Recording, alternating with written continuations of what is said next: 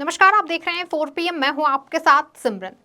हर बीते दिन के साथ देश के अंदर लोकसभा चुनाव करीब आते जा रहे हैं। अब लोकसभा चुनावों में सिर्फ 85 से 90 दिनों का ही वक्त बाकी रह गया है। ऐसे में अब सभी सियासी दलों ने अपनी अपनी योजनाओं को अमली जामा पहनाना शुरू कर दिया है और अपनी रणनीति पर काम करना प्रारंभ कर दिया है।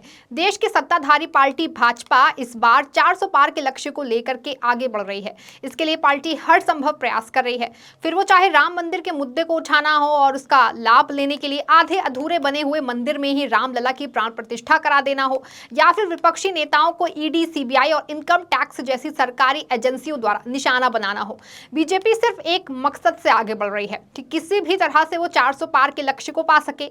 हालांकि भाजपा इसको लेकर खुद को काफी कॉन्फिडेंट दिखा रही है। प्रधानमंत्री मोदी तो संसद में ये कह चुके हैं कि इस बार बीजेपी अकेले 370 सीटें जीतेगी, जबकि एनडीए गठबंधन 400 के आंकड़े को पार कर लेगा। वो अपनी जनसभाओं व रैलियों में भी अभी तक इस बात को दोहरा रहे हैं कि अब की बार 400 पार का लक्ष्य तय है। मगर पीएम मोदी व भाजपा कितना भी खुद को कॉन्फिडेंट दिखा ले, लेकिन भाजपा के लिए 400 पार की राह इतनी आसान भी नहीं है जितनी भाजपा उसे दिखाने का प्रयास कर रही है। निश्चिंत ही विपक्षी गठबंधन इंडिया की ताकत और हालात अब वैसे नहीं रहे हैं जैसे इस गठबंधन के शुरुआत में थे, लेकिन अब इसमें टूट भी हो चुकी है और नाराजगी भी व्याप्त है।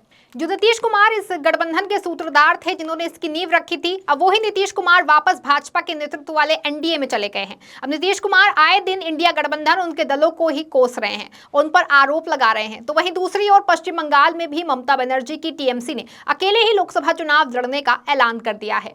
ममता आए दिन कांग्रेस पर निशाना साधती रहती हैं, लेकिन अब एक बार फिर जिस तरह से इंडिया गठबंधन ने एका दिखाना शुरू कर दिया है, कांग्रेस और सपा ने यूपी और एमपी समेत अन्य राज्यों में भी गठबंधन के तहत मिलकर के चुनाव लड़ने का फैसला किया है।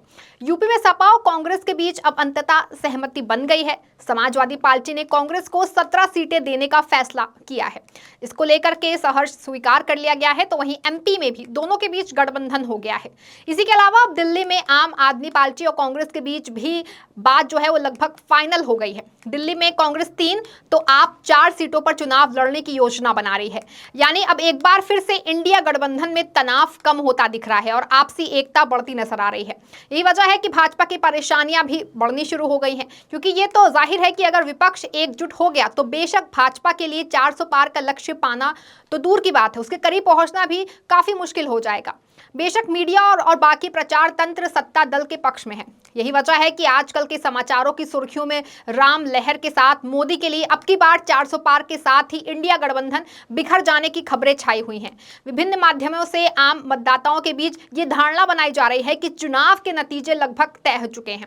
खुद प्रधानमंत्री एवं उनकी टीम के नेता अपनी बातों एवं अनुकूलित मीडिया के जरिए अवधारणा के स्तर पर जनता में ये संदेश देने की लगातार कोशिश कर रहे हैं कि वो और उनका गठबंधन यानी कि एनडीए ही देश की असली गारंटी है। प्रधानमंत्री हर जगह जाकर के अब ये बोलने लग गए हैं कि जनता सिर्फ मोदी की गारंटी पर विश्वास कर रही है, सिर्फ मोदी की गारंटी पर ही लोगों को यकीन है और सिर्फ मोदी की गारंटी ही पूरी होती है। लेकिन ये कहने और सच में वैसा होने में काफी ज्यादा अंतर है। हालांकि कई अंतर विरोधों से ग्रस्त इंडिया गठबंधन में शामिल दलों के लगातार बिखराव और कलहकारी परिदृश्य भाजपा नीत एनडीए के दावों को पुख्ता करने के लिए खाद पानी का काम कर रहे हैं। लेकिन प्रमुख विपक्षी पार्टी कांग्रेस भी कोई कोर कसर नहीं छोड़ना चाहती। गठबंधन की उठापटक से ठीक पहले 3 राज्यों में बुरी तरह हार चुकी कांग्रेस न्याय यात्रा के जरिए रणनीतिक तरीके से सरकार को घेरने की हर संभव कोशिश कर रही है। कांग्रेस नेता राहुल गांधी अपनी सभाओं में छात्रों, नौजवानों, गरीबों, मजदूरों, छोटे व्यापारियों, किसानों के मूलभूत मुद्दों को आगे करके मोदी सरकार की नीतियों पर लगातार प्रहार कर रहे हैं। यानी एक दूसरे को मात देने के लिए मतदाता से पहले ये लड़ाई खबरों से लड़ी जा रही है। तीसरी बार भी मोदी ही सरकार अथवा अब की बार 400 पार के पार का जो नारा है वो चुनाव की घोषणा के पहले ही दे दिया जा रहा है।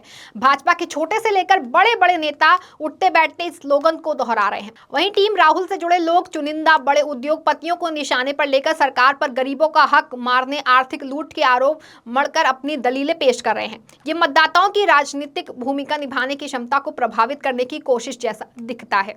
टेक कंपनियों की मदद से खबरों के इको चैम्बर का निर्माण कर विचारधारा के प्रभाव से मुक्त नए मतदाताओं की राजनीतिक समझ को कुंद करने की कोशिश जैसी लगती है। बाजार द्वारा उपलब्ध आंकड़ों और कृत्रिम मेघा की मदद से एक एक मतदाता की भावनात्मक कमजोरी के हिसाब से उसे चुभने वाले राजनीतिक असरकारी संवाद परोसे जा रहे हैं। इस मामले में कोई भी दल पीछे नहीं है, लेकिन विशाल वैभव के सहारे सत्ता पक्ष ऐसी अवधारणाएं गढ़ने में सबसे आगे है। भाजपा भले ही 400 पार का नारा लगा रही है, मगर इसे पाना बहुत आसान काम नहीं है। मोटे तौर पर यह कहा जा सकता है कि खेल अभी उतना आसान नहीं है जितना बीजेपी की ओर से दावे किए जा रहे हैं। जो लोग दुहाई दे रहे हैं कि राम मंदिर मसले के बाद पूरा देश राममय हो गया है और भाजपा बड़े अंतर से चुनाव जीतेगी। भाजपा भी राम मंदिर के ही सहारे 370 को पाना चाहती है और 400 के पास जाने की जुगत में लगी है। ये ऐसा सोचने वालों की महज कोरी कल्पना है। अयोध्या में राम मंदिर निर्माण को लेकर पूरा देश खुश और संतुष्ट है। दुनिया के अधिकांश हिस्सों में भारत के प्रति सहानुभूति रखने वाले भी गदगद हैं, लेकिन वोट को लेकर राम मंदिर निर्माण का असर आधिकारिक हिंदी प्रदेशों पर ही पड़ेगा। यहां पहले से ही भाजपा की स्थिति अच्छी है।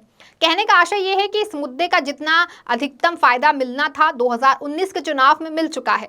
2024 में भाजपा के लिए ये मुद्दा कोई खास करिश्मा करेगा, इसमें संदेह है। बेशक कुछ हद तक हिंदू वोटर इससे प्रभावित हो सकता है, लेकिन हिंदू वोटर वैसे भी भाजपा ही की तरफ आकर्षित रहता है। यही कारण है कि मंदिर उद्घाटन और राम के नाम का खुलेआम राजनीतिकरण का सत्ता की हैट्रिक लगाने का सपना देखने वाली भारतीय जनता पार्टी भी इंडिया गठबंधन से सहमी हुई है। इसी असुरक्षा का नतीजा था कि जिस नीतीश कुमार के लिए भाजपा ने अपने दरवाजे सदा सदा के लिए बंद कर दिए थे, अब खुशी खुशी रेड कारपेट बिछाकर उनकी अगवानी करनी पड़ी है। उत्तर प्रदेश में 2019 की परफॉर्मेंस को लेकर बरकरार रखने के लिए जाट बिरादरी के किसान नेता चौधरी चरण सिंह को मरणोपरांत भारत रत्न देकर उनके पोते जयंत चौधरी से गलबहिया करनी पड़ी। इंडिया गठबंधन में सपा, आप, राजद, डीएमके, झामुमो जैसी बड़ी और स्थानीय स्तर पर अधिक प्रभाव रखने वाली पार्टियां शामिल हैं। पिछली बार भाजपा के लगभग 37% वोट के मुकाबले अकेले कांग्रेस को करीब 20% वोट मिले थे। 2019 के लोकसभा चुनाव में 189 ऐसी सीट थी जहां पे कांग्रेस की भाजपा से सीधी सीधी टक्कर थी। अब की बार इन सीटों में से कई पर समीकरण पूरी तरह से बदल गए हैं। पिछली बार पूर्वोत्तर में कांग्रेस का खाता भी नहीं खुला था, लेकिन अब की बार ऐसा नहीं होने वाला। मणिपुर हिंसा, असम मेघालय विवाद के नजरिए से देखें तो कांग्रेस मतदाताओं पर असर डाल रही है। हाल में आया मिजोरम विधानसभा चुनाव का परिणाम जो है वो इस बात का प्रमाण है। इसी प्रकार उत्तर प्रदेश, मध्य प्रदेश, राजस्थान, छत्तीसगढ़ और गुजरात में भी भाजपा अपना सर्वश्रेष्ठ प्रदर्शन पिछले चुनाव में कर चुकी है, जिसका एकमात्र कारण मोदी का नेतृत्व रहा है। लेकिन इस बार अगर इन राज्यों में संयुक्त विपक्ष का उम्मीदवार खड़ा होता है तो निश्चित रूप से भाजपा के लिए 2019 की तुलना में मुकाबला कई गुना बढ़ जाता है। इसी तरह दक्षिण भारत में 6 राज्य आते हैं और इनमें 5 राज्यों से लोकसभा में 129 सदस्य चुने जाते हैं। भाजपा के सामने अब लक्ष्य केवल जीत का ही नहीं बल्कि विपक्ष की करारी हार का भी खड़ा हो गया है। भाजपा पश्चिम बंगाल में 2014 में से 2 सीट के मुकाबले साल 2019 में 18 सीटों पर और उड़ीसा में 1 सीट से 8 सीटों पर जीत दर्ज कर वहां के मौजूदा गढ़ में दाखिल हुई थी। लेकिन केरल, तमिलनाडु, आंध्र प्रदेश जैसे राज्यों में खाली हाथ रह गई थी। तो वहीं लोकसभा चुनाव में पहले एक बार फिर अन्नदाताओं का सरकार के विरोध में सड़क पर उतरकर संघर्ष करना भी मोदी सरकार व भाजपा को आगामी चुनाव में नुकसान पहुंचा सकता है, क्योंकि एक ओर जहां किसान एमएसपी पर कानून बनाने की अपनी मांग पर अड़ गए हैं, तो वहीं दूसरी ओर सरकार वार्ता का प्रस्ताव तो दे रही है, लेकिन किसानों पर लगातार आंसू गैस के गोले भी छोड़ रही है और उन्हें पीछे धकेलने के लिए बल प्रयोग भी किया जा रहा है। किसानों के संघर्ष में कई किसानों की जान भी जा चुकी है। ये सब ऐसे तथ्य हैं जो लोकसभा चुनाव में भाजपा की मुश्किलें बढ़ा सकते हैं, क्योंकि ये दूसरी बार है जब इतने बड़े स्तर पर किसान मोदी सरकार के खिलाफ सड़क पर उतरे हैं। ऐसे में किसानों का मुद्दा अगर समय रहते हल नहीं हुआ तो भाजपा का 400 पार का सपना एक ख्वाब ही रह जाएगा, क्योंकि इसने बैठे बिठाए विपक्ष को एक मुद्दा दे दिया है। फिलहाल अभी दावों प्रतिदावों का दौर चल रहा है, लेकिन वर्ष 1977, 1980, 2004 और 2014 के राजनीतिक बयार का अनुभव मौजूद है। चुनावी हवा कब किस वेग में किधर का रुख करेगी इसका सहजता से पता नहीं चलता। सरकार और विपक्ष के हर कदम को परखने वाला मतदाता इस चुनाव में भी दृढ़ता के साथ अपना पक्ष रखेगा, ये तय है। आजादी के बाद से ही देश में हुए चुनावों में अपनी समझदारी का परिचय देते आए मतदाताओं का ट्रेड और विशुद्ध भारतीय चित्ती का अनुभव तो यही कहता है कि मौजूदा मौजूदा परिस्थितियों में कांग्रेस के लिए 2024 अभी भी टेढ़ी खीर ही है। लेकिन सत्ताधारी दल के लिए भी रायसीना की राह उतनी आसान नहीं है जितना प्रचार किया जा रहा है। यानी 370 और 400 का आंकड़ा असल में बहुत दूर है, क्योंकि सीटें जनता के मत से आती हैं, मीडिया व प्रचार तंत्र के झूठे प्रचार से नहीं। इस खबर में फिलहाल बस इतना ही। तब तक के लिए आप देखते रहें 4PM। धन्यवाद।